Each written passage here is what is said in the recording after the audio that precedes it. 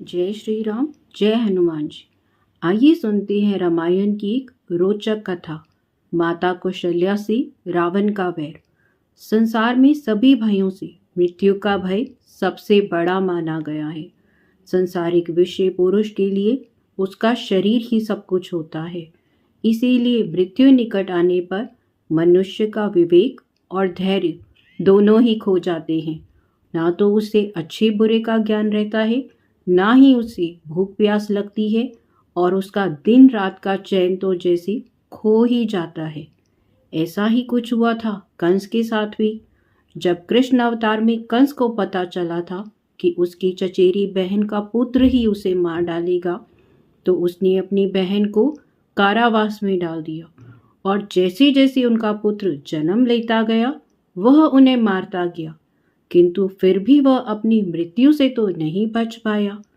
उसी प्रकार रावण, जो बहुत ही प्रकांड विद्वान था, जब उसे पता चला कि अयोध्या के महाराज अज का जो पुत्र है, जो इस समय युवराज दशरथ है, और कौशल देश की राजकुमारी कौशल्या का जो पुत्र होगा, वही मेरी मृत्यु का कारण होगा, वही मेरा वध करेगा, तो अपने जीवन की रक्षा के लिए उसका चरम उद्देश्य यह हो गया कि वह कौशल्या या राजा दशरथ का ही वध कर डाले।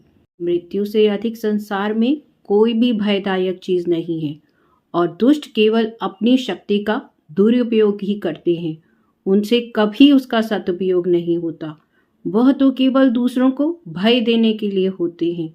लंकापति रावण का वैर श्री राम से तब हुआ था जब उसने सीता माता का अपहरण किया था, किंतु कौशल्या से रावण का वैर तो तभी शुरू हो गया था जब उसे यह पता चला था कि कौशल देश की राजकुमारी का विवाह राजा दशरथ के साथ होगा। कौशल देश के राजा ने अपनी पुत्री कौशल्या का विवाह राजा दशरथ के साथ निश्चित किया था। विवाह का आमंत्रण भी जा चुका था। कौशल नगरी को विवाह के लिए सुसज्जित किया जा रहा था। तभी रावण आकाश मार्ग से कौशल देश आता है। अचानक एक दिन राजमहल से राजकुमारी कौशल्या गायब हो जाती हैं। राजमहल में हाहाकार मच जाता है। राजा के दूतों के हाथ राजकुमारी के गायब होने का समाचार जब अयोध्या पहुंचा, तब तक राजा अज अपने पुत्र के साथ विवाह के लिए प्रस्थान कर चुके थे। महाराज अज का दल सरयू नदी पर सुसज्जित नौकाओं से यात्रा कर रहा था। अचानक बहुत तेज आंधी आई और भयंकर झंझावत के साथ बहुत सी नौकाओं को वह अपने साथ बहा कर ले गई। मायावती रावण ने ही झंझावत उत्पन्न करके महाराज अज के दलों और उनकी नौकाओं को डुबाने की कोशिश की थी। जब आंधी का उत्पात शांत हुआ तो महाराज अज ने देखा जिस नौका में दशरथ मंत्री पुत्र सुमंत्र सवार थे वह गायब हो गई थी। कुछ लोगों को युवराज की नौका का पता लगाने के लिए वहीं छोड़कर महाराज अज वापस अयोध्या आ गए।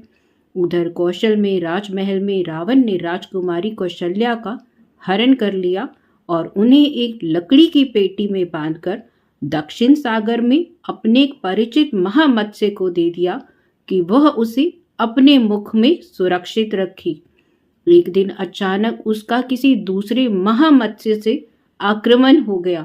लड़ाई से पूर्व महामत्स्य ने उस पेटी को अपने मुख से निकालकर गंगा सागर के किनारे भूमि पर छोड़ दिया। राजकुमारी कौशल्या ने जब अपने आप को काफी समय तक पेटिका में स्थिर अनुभव किया तो वह पेटिका को उन्होंने खोला। पेटी से बाहर आकर उन्होंने अपने आप को एक अज्ञात स्थान पर पाया। स्थान का परिचय जानने के लिए वह इधर उधर घूमने लगी। इधर युवराज दशरथ की नौका डूबने से वह सरयू के प्रवाह में बहते हुए दूर निकल आई थी।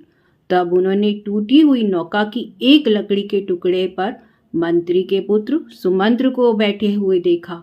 युवराज दशरथ तैरकर उसी नौका खंड पर जाकर बैठ गए। वर्षा ऋतु के कारण सरयू में पानी का बहाव बहुत तेज था। दोनों बहते बहते सरयू से गंगा में पहुंच गए और गंगा के समुद्र तट के समीप जाकर नौकाखंड को किनारे लगा देखा। तब युवराज दशरथ और मंत्री पुत्र ने उतरकर भूमि पर, जहां पर राजकुमारी कौशल्या खड़ी थी, उन्हें देखा। आपस में परिचय हुआ। तब युवराज दशरथ ने वहीं अग्नि प्रज्वलित करके कौशल्या जी का पानी ग्रहण किया। कुछ समय बाद महाराज अज के दूत उनको ढूंढते हुए वहां आए और सब लोग अयोध्या सकुशल लौट आए। होनी होकर ही रहती है। इन्हीं राजा दशरथ और कौशल्या के पुत्र राम के हाथों रावण की मृत्यु हुई। विधाता ने जिसकी मृत्यु जिस प्रकार जिसके हाथों से लिखी है, वो होकर ही रहती है। चाहे मनुष्य लाख प्रयास कर ले, विधि का विधान होकर ही रहता है। विधना ने जो लिख दई, छठी रात्रि के अंक, राई घटे न तिल बड़े, रहो जीव निशंक। मृत्यु एक अहिपरे सत्य है, फिर भी मनुष्य उससे मुंह छिपाने की कोशिश करता है। सब कुछ प्राप्त करने के बाद भी मनुष्य के साथ केवल एक सूखी लकड़ी जाती है, जिसके लिए कबीर जी ने कहा है, यह तन धन कुछ काम न आई, ताते नाम जपो लो लाई। कहत कबीर सुनो मोरे मुनिया, आप मुए पिछ डूब गई दुनिया। राधा कृष्ण, राधा कृष्ण।